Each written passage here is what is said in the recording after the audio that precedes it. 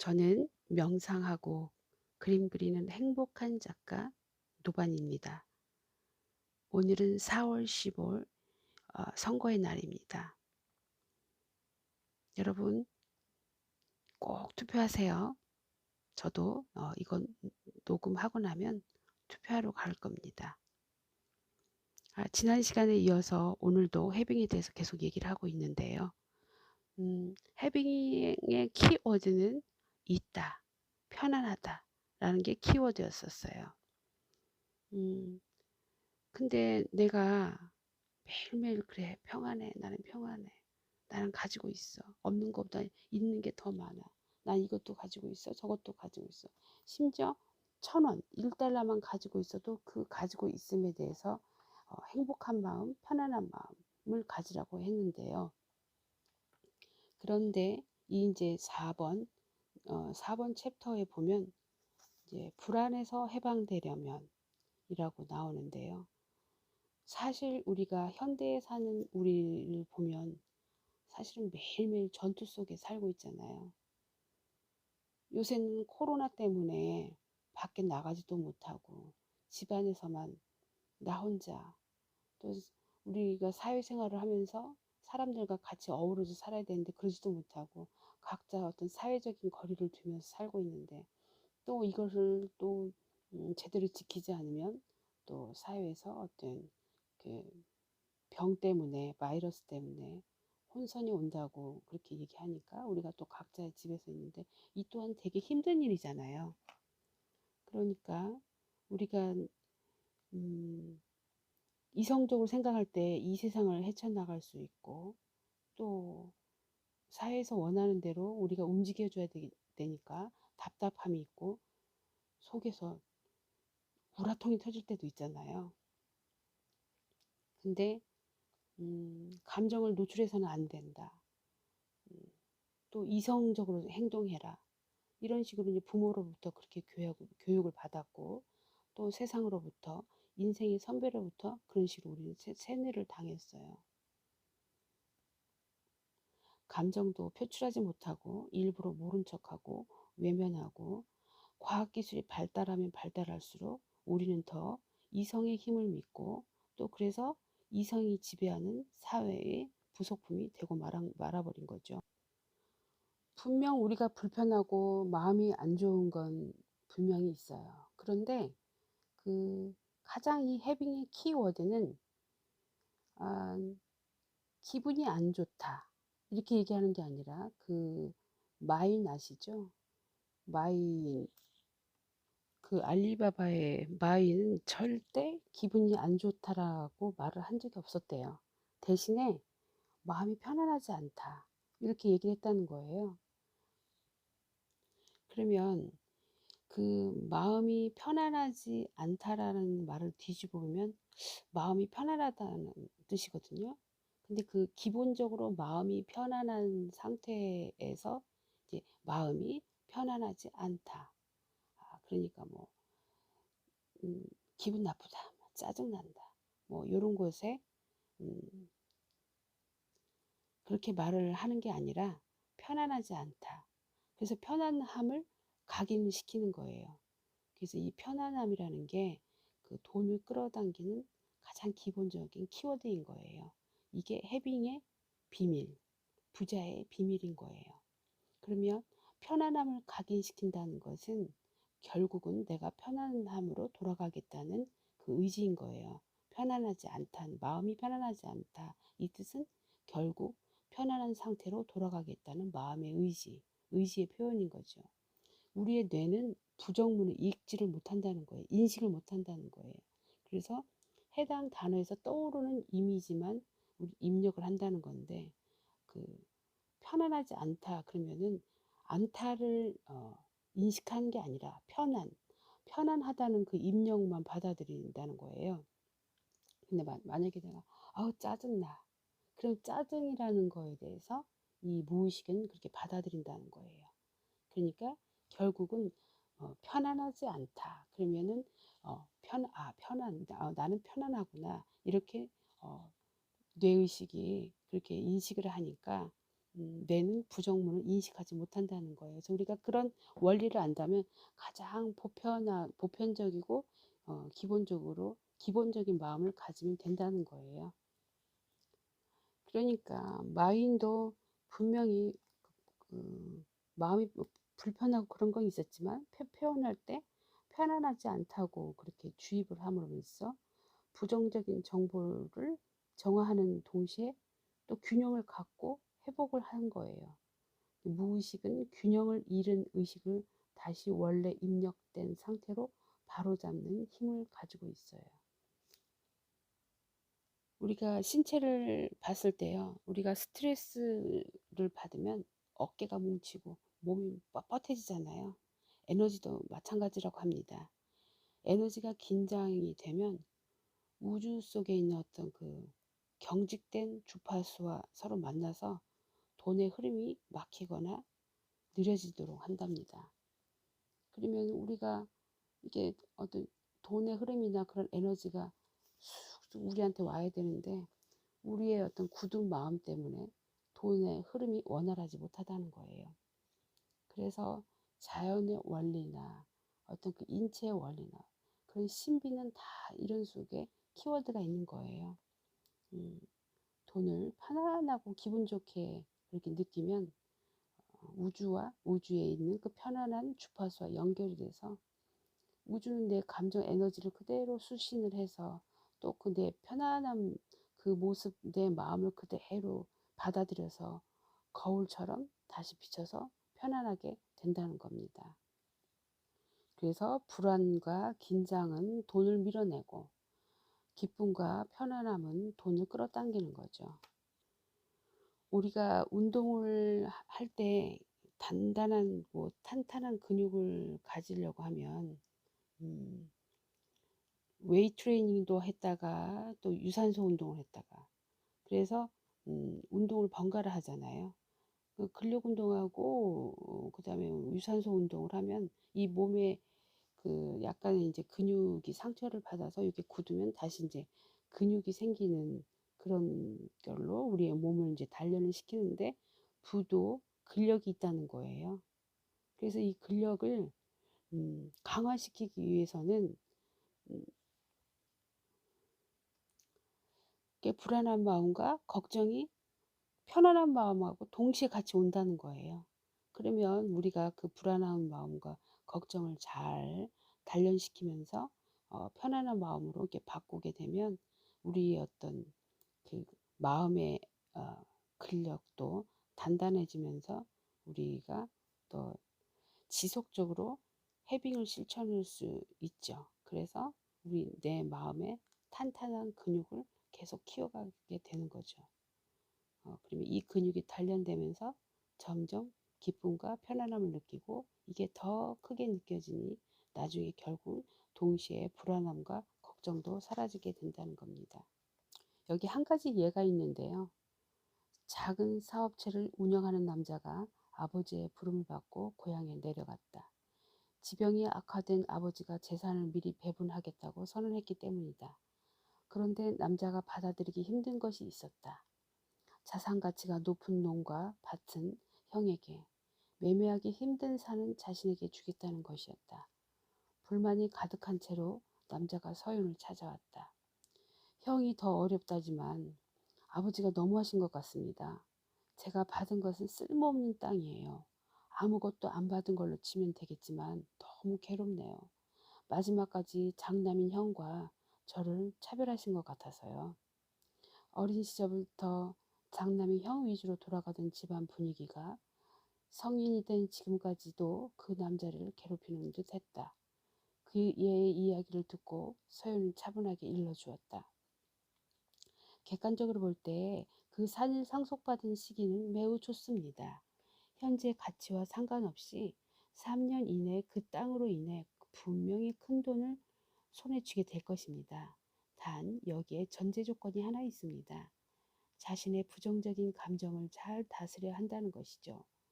좋은 흐름이 온다 해도 부정적인 감정으로 스스로를 가라앉힌다면 결코 그 흐름을 탈 수 없는 법이니까요.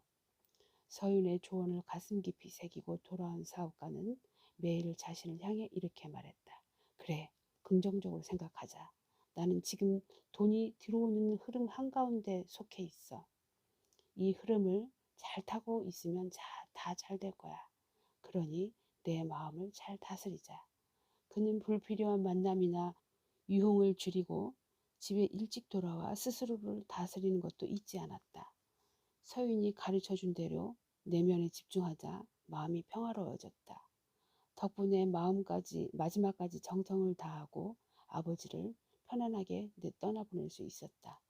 장례가 끝난 뒤 형은 상속받은 땅을 바로 팔았지만 사업가는 조급하게 행동하지 않았다.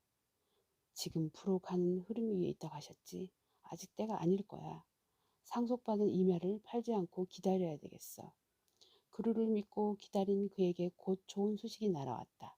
물려받은 임야가 아파트 지구로 개발된다는 것이었다. 땅에 대한 보상으로 1천만 달러를 받은 사업가는 그 돈을 고스란히 회사에 투자했고 그 결과 회사는 빠른 속도로 성장해 몇 년 안에 매출 1억 달러를 달성하게 되었다. 저에게 조언해 주신 것을 신뢰하고 마음 관리에 힘썼더니 이렇게 행운이 찾아왔습니다. 말씀하신 대로 가장 중요한 열쇠는 제 마음에 있었습니다. 귀한 조언 진심으로 감사드립니다. 그래요. 근데 우리가 이제 궁금한 게 있잖아요. 이제 편안한 마음이 중요하죠. 그게 아주 중요한데, 뭐, 여전히 아무리 애를 써도 마음이 불안하다면 이건 또 어떻게 해야 될까요? 엄청난 부자들이야. 그들은 감사하는 마음, 부자가 될 수 있는 그런 마음이 습관이 되어 있지만 해빙을 한 번도 해보지 못한 이 홍주연 작가는 이제 걱정이 되는 거예요. 해빙 신호등을 한 번도 써보지도 못하고 빠져나가는 돈들이 있잖아요. 공과금, 세금, 집세, 아이 학원비 이렇게 통장에서 돈들이 다 자동으로 이체돼서 돈이 들어와봤자 훅 나가버리면 돈이 줄어드니까 갑자기 너무 불안해져요. 아무리 애를 써도 여전히 불안하다면 그럴 때는 어떻게 해야 될까요? 하고 물어봅니다. 그렇죠.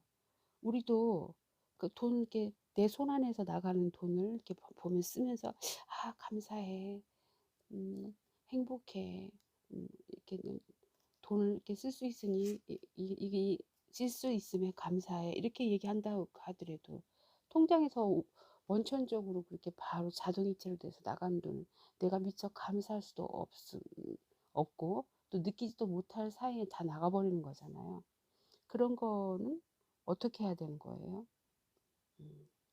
보니까 불안함을 갖는다는 건 자연스러운 감정이에요. 마치 배가 파도에 흔들리는 것처럼요. 지금 단기적인 재정 목표를 향해 가고 있다면 실컷 불안해 하셔도 다만 중요한 것은 불안에 빠져 목표를 잃어서는 안 된다는 거예요. 우리는 지금 부자로 향하는 향해를 하고 있어요. 목표 지점은 당연히 진짜 부자가 되는 것이죠. 항해하다 보면 때로는 배가 파도에 심하게 흔들릴 수도 있고 뱃머리를 할 수도 있죠. 문제는 이러다 배가 난파하면 어쩌나 하고 불안에 굴복한다는 데 있어요. 배가 흔들리는 것도 항해의 일부라는 걸 잊으시면 안 돼요. 더 큰 문제는 많은 사람들이 불안한 나머지 잘 가고 있는 배의 방향을 갑자기 바꿔버린다는 거죠. 그렇게 발버둥을 치면 칠수록 배는 암초에 부딪히고 풍랑에 휩쓸리게 될 뿐 원래의 목적지와는 점점 멀어지게 될 수밖에 없다는 거예요. 그러니까 우리가 항해를 하다가 보면 난파를 할 수도 있고 파도에 부딪힐 수 있다는 거죠. 그러니까 우리가 삶을 살다 보면 이렇게 불안한 마음이 올 수가 있어요. 나를 한순간에 삼켜버리는 수가 있잖아요. 그럴 때는 그루 이서연 씨는 불안해 하셔도 괜찮아요. 자신의 감정을 두려워할 필요는 없어요. 불안과 긴장은 암같이 도려내야 할 종양이 아니에요. 그건 선사시대 때부터 위험을 감지하기 위해서 인류가 본능적으로 키워온 방어 체계일 뿐이에요. 지금 흔들린다 해도 우리는 계속 목적지를 향해 나아가고 있음을 잊지 말아요. 여전히 안전해요. 불안을 목적지에 도착하는 과정의 일부로 받아들이면 그것을 떨쳐내기 위해서 과장된 행동을 하지 않을 수도 있지요. 우리가 과장된 행동을 안 한다는 거죠. 마음이 실컷 불안해하고 조바심을 내도록 두고 영혼이 이끄는 대로 편안함을 따라 행동하세요. 그럼 자연스럽게 행운을 끌어올 수 있어요. 그리고 한 가지 팁을 드릴게요. 혼자만의 시간을 가진다면 마음을 다스리는데 도움이 될 거예요. 현대인들은 자신보다 타인의 초점을 맞춘 시간이 많아요. 여가 시간에도 TV나 스마트폰 등을 통해서 타인과 자신을 비교하는데 감정을 낭비하곤 하죠. 안타깝게도 그렇게 되면 필요 이상의 부정적인 감정에 휩쓸리기 맞아요. 쉬워져요.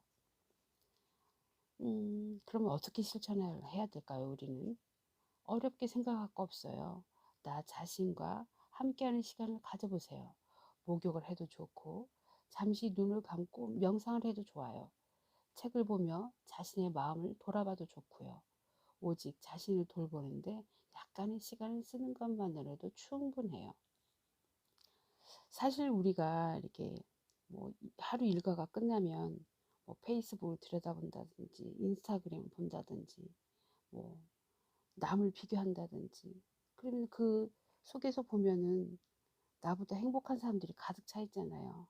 나보다 훨씬 날씬하고 예쁘고 돈도 많고 우리가 알지도 못하는 저 다른 나라의 사람들 아니면 내 주변에 있는 사람들이 그렇게 행복하고 아름답고 부를 많이 가지고 있는데 그거 보면 벌써 나는 그렇지 못해.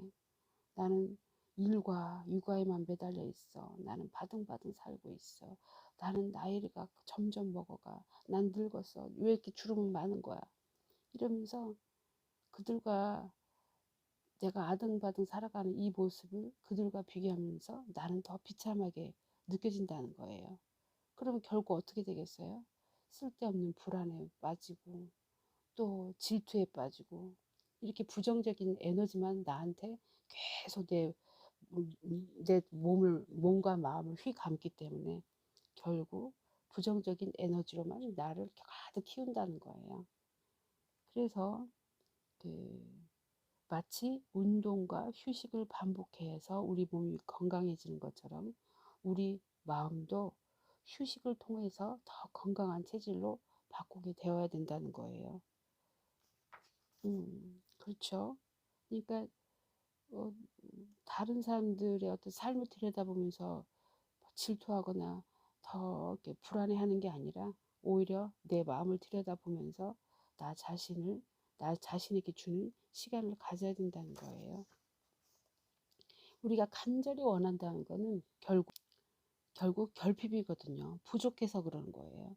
부족하다는 마음이 지금 현재 없다는 그 마음이 더 결국은 불안한 마음을 더 증축시키는 거죠. 증폭시키는 거죠.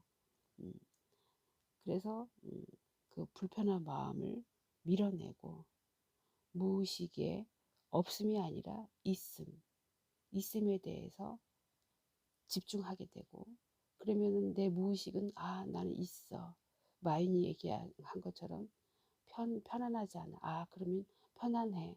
이런 거에 집중을 해야 돼서 자연히 순탄하고 편안해지고 내 마음은 이렇게 물살에 이렇게 튜브를 타고 편안하게 흐르듯이 이렇게 자연스럽게 흘러갈 수 있는 거예요. 또 이제 또 이 방법 중에 하나가 해빙 노트를 쓰는 건데요.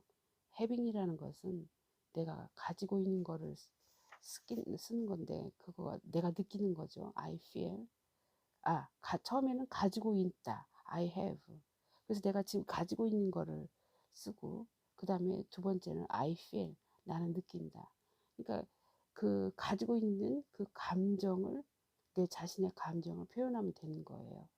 그래서 가지고 있는 거를 그 감정을 표현하게 되면 결국은 감사, 감탄 이런 게 나올 수 있잖아요. 그래서 뭐 매일 써도 좋고 아니면 한 주에 한 서너 번씩 써도 좋고 그러니까 또 이것 때문에 또 막 매일 써야 된다고 또 그 강박관념에 가둬서 또 의무감에 시달리면 이것도 또 결핍 때문에 이게 또 강박이 이르는 거잖아요. 그러니까 항상 마음이 편안하게 그렇게 음, 자연스럽게 쓰면 된다는 거예요.